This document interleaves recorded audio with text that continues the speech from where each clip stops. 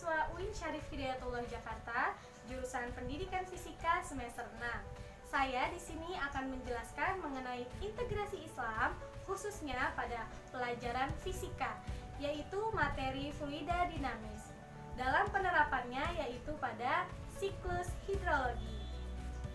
Islam merupakan agama yang bersumber pada Al-Quran dan hadis. Kedua sumber itu harus kita syukuri agar hidup kita menjadi berkah dan bahagia di dunia maupun di akhirat nanti. Al-Quran tidak hanya menjelaskan mengenai dasar-dasar kehidupan saja, tetapi Al-Quran juga membahas dan menjelaskan dengan detail mengenai ilmu pengetahuan. Mempelajari ilmu fisika secara Islam, terlebih dahulu kita harus mengislamkan pikiran kita, yaitu dengan memandang seluruh alam semesta ini adalah ciptaan Allah Subhanahu wa Ta'ala. Tidak mungkin adanya alam semesta ini tanpa campur tangan Tuhan. Dalam Islam, tujuan utama dari pendidikan dan ilmu adalah tercapainya ma'rifatullah, tak terkecuali seorang muslim yang mempelajari ilmu fisika. Fisika merupakan ilmu yang mempelajari perilaku dan struktur materi, yang gejalanya terjadi di dalam kehidupan sehari-hari, yang mempelajari tekanan atau gaya tentang alam dan gejalanya. Pada video integrasi Islam kali ini, materi yang kita akan bahas adalah fluida. Fluida merupakan suatu zat yang dapat mengalir dan berubah-ubah bentuknya. Nah, salah satu jenis fluida ini adalah fluida dinamis, yaitu fluida yang dapat mengalir. Yang dikatakan fluida itu terdiri dari air, udara, dan gas. Fluida dinamis adalah fluida yang dapat bergerak. Contoh fenomenanya adalah saat terjadinya proses hujan, yaitu bisa juga disebut dengan siklus hidrologi. Ternyata di dalam Al-Quran, Allah Subhanahu wa Ta'ala sudah menjelaskan mengenai fenomena hujan. Yuk mari kita bahas bersama-sama mengenai integrasi Islam dalam fluida dinamis, yaitu pada materi siklus hidrologi. Air selalu berubah dari satu bentuk ke bentuk lainnya dan bergerak dari satu tempat ke tempat lainnya. Hal tersebut karena adanya aliran arus air dan pergerakan angin. Pergerakan dan perubahan ini berjalan terus-menerus dan suatu saat akan kembali lagi kepada bentuk semula. Proses tersebut bisa disebut dengan siklus air atau hidrologi.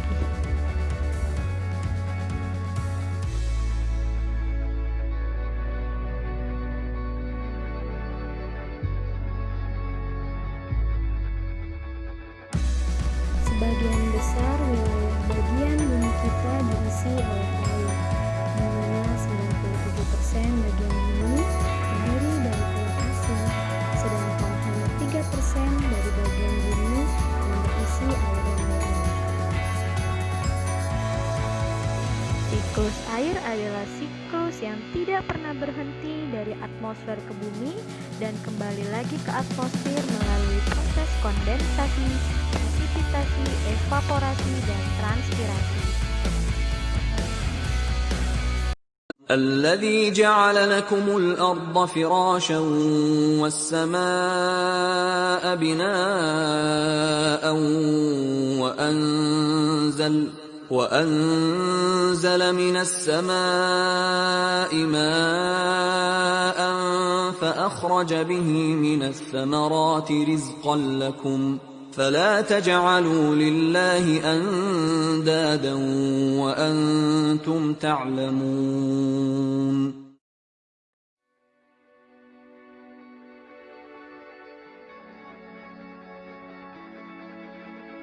Dalam proses siklus air, sinar matahari adalah kunci utama untuk dapat terus berjalannya siklus ini. Pada perjalanan menuju bumi, beberapa presipitasi dapat berevaporasi kembali ke atas atau berlangsung jatuh kemudian diinterfrepsi oleh tanaman sebelum mencapai tanah.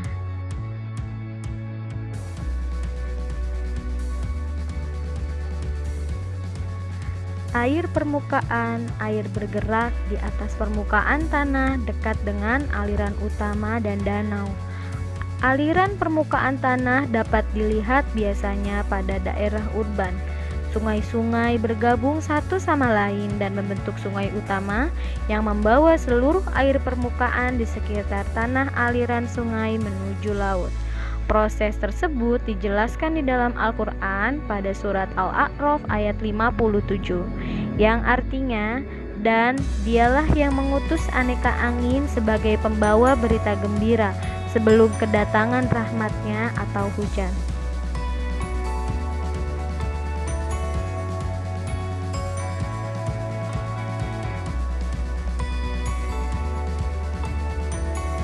Jika presipitasi terjadi di daerah dingin, seperti musim dingin di negara-negara yang terletak di bagian bumi utara atau bagian bumi selatan, presipitasi tidak muncul sebagai air hujan, melainkan dalam bentuk kristal salju yang tidak lain adalah air yang dalam wujud padatan.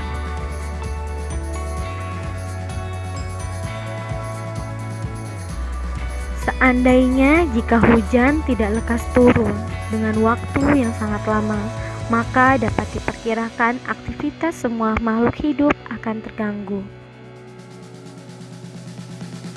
Siklus air yang terjadi di bumi merupakan siklus yang sangat menakjubkan dan membuktikan kekuasaan dan kehebatan ciptaan Allah Subhanahu wa Ta'ala.